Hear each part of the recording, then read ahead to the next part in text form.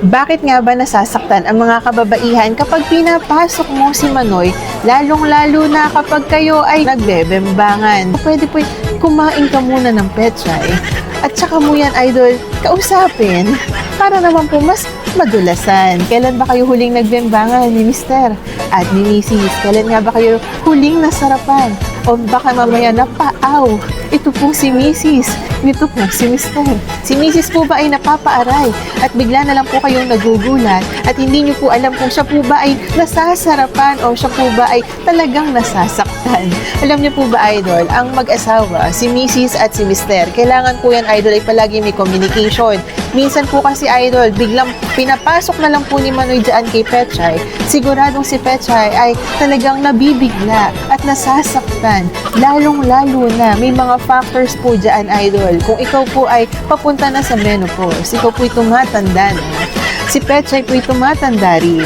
Kapag po si Pechay ay natutuyot na, at kapag kaminsana na lamang po ang inyo pong bembangan. Kapag po ganyan, idol, nagkakaroon po ng sensitivity, yung pinaka-wall lining po nitong si Pechay. Kapag pinapasok po dyan si Manoy, nagkakaroon po dyan, idol, ng pagkatuyot, nagkakaroon po dyan, idol, ng pagkanipis, at nagkakaroon din dyan, idol, ng easily to feel discomfort. Nagkakaroon po kayo ng discomfort dahil ito pong si Manoy bigla na lamang kung pinapasok, hindi man lamang pinadudulas o hindi man lang nilalagyan ng pampadulas o hindi man lang kinakain itong si Pechay. Kaya po itong si Pechay, kapag po ito ay humiga, bigla na lamang po nasasaktan at napapaaray. Kaya po mga idol, kailangan po bigyan nyo po muna ng kaunting sandali itong si Mrs. para naman po siya'y mabasa.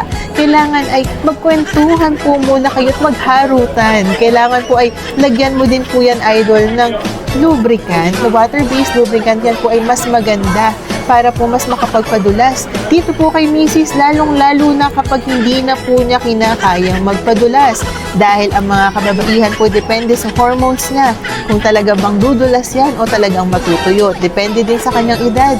At depende kung gaano siya nai-stress sa pang-araw-araw. Kaya po mga idol, kailangan po ay kainin mo muna si Pechay.